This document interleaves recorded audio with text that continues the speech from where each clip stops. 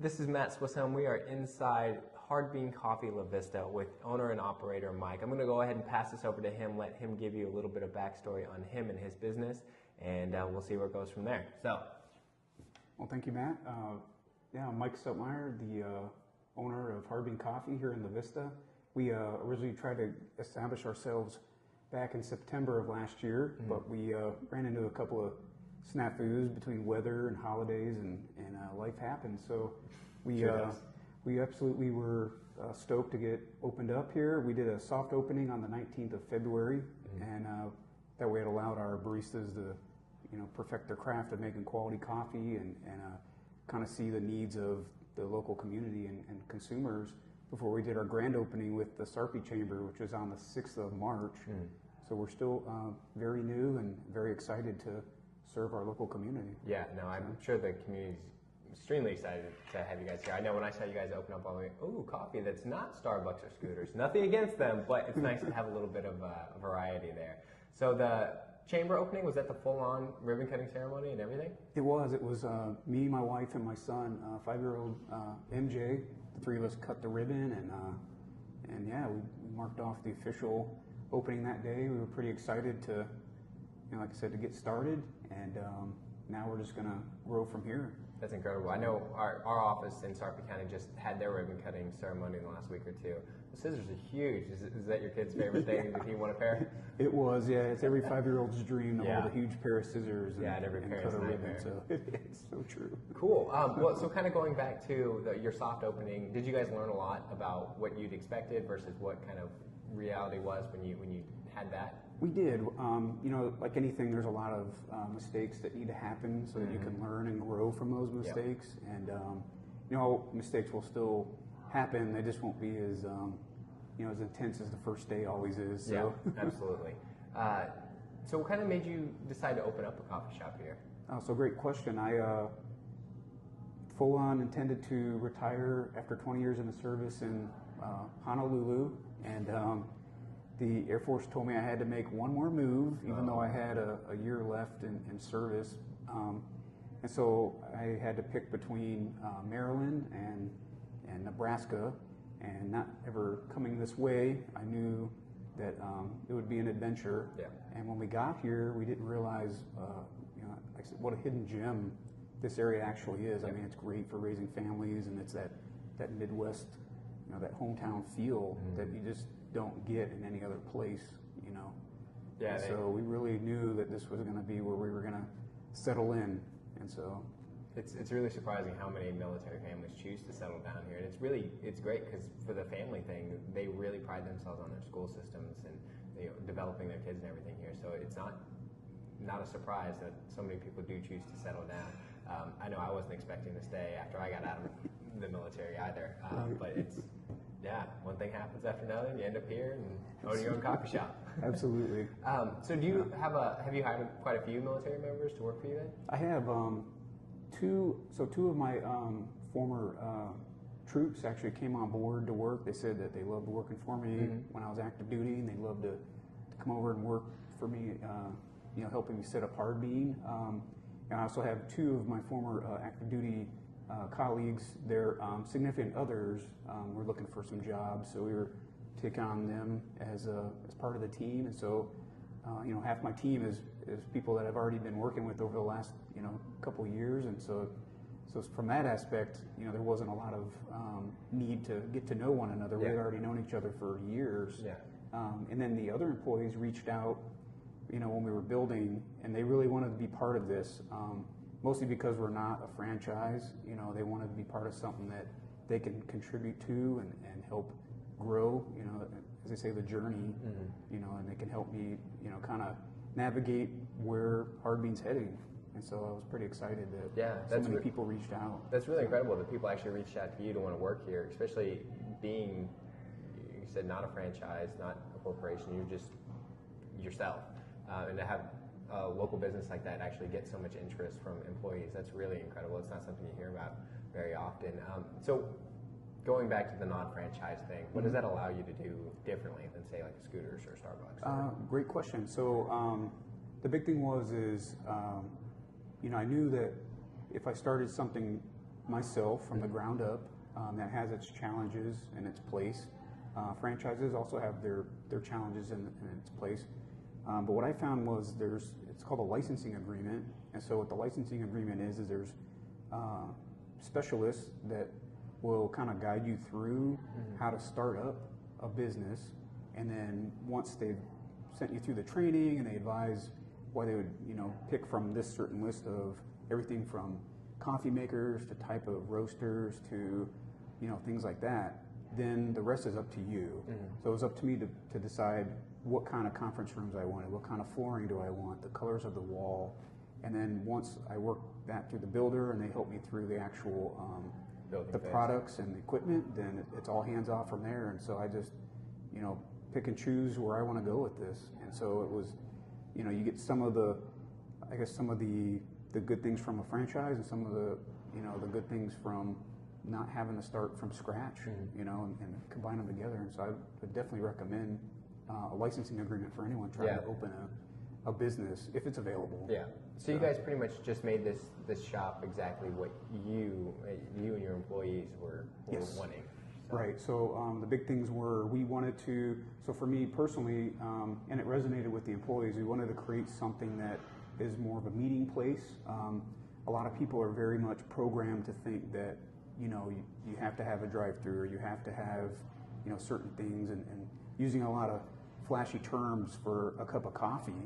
But I said, why don't we just focus on the quality of the coffee and the customer service, and that people will come back. So we have a system that's a lot different than the competitors.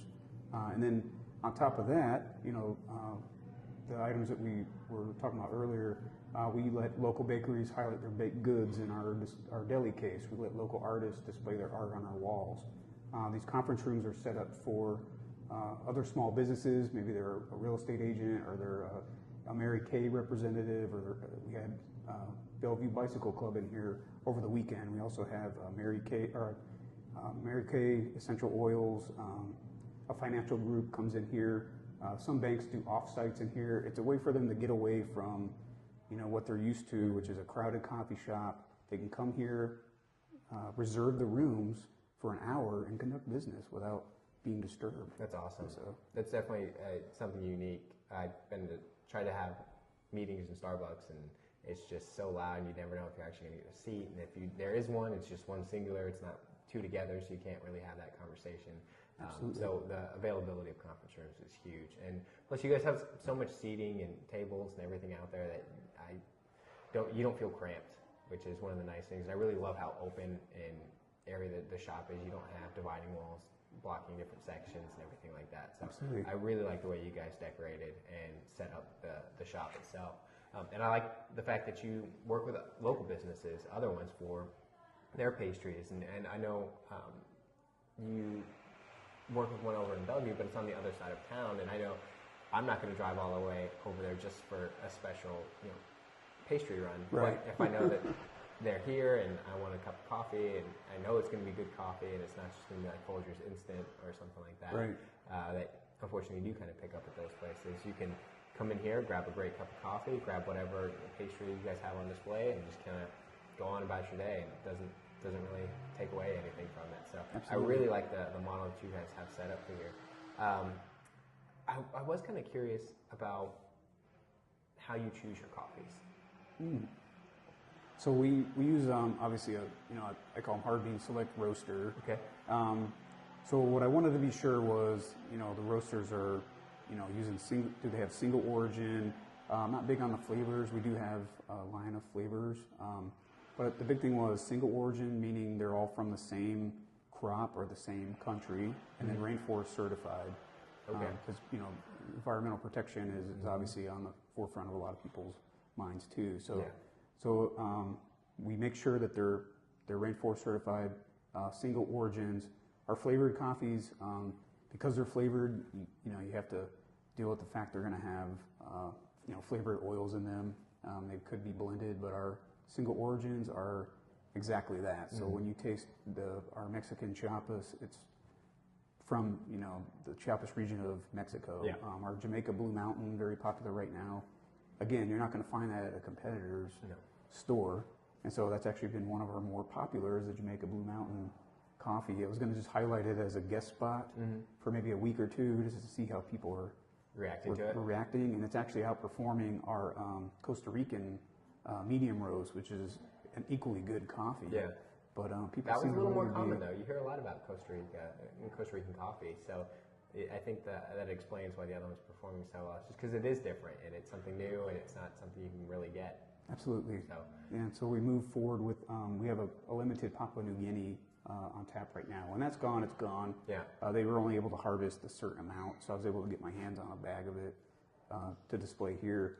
And then what we're going to move toward, I'm trying to move toward this in the month of April, but our coffees that we'll be highlighting for the month, we're going to try to set it up to where we're contributing to a village in that country.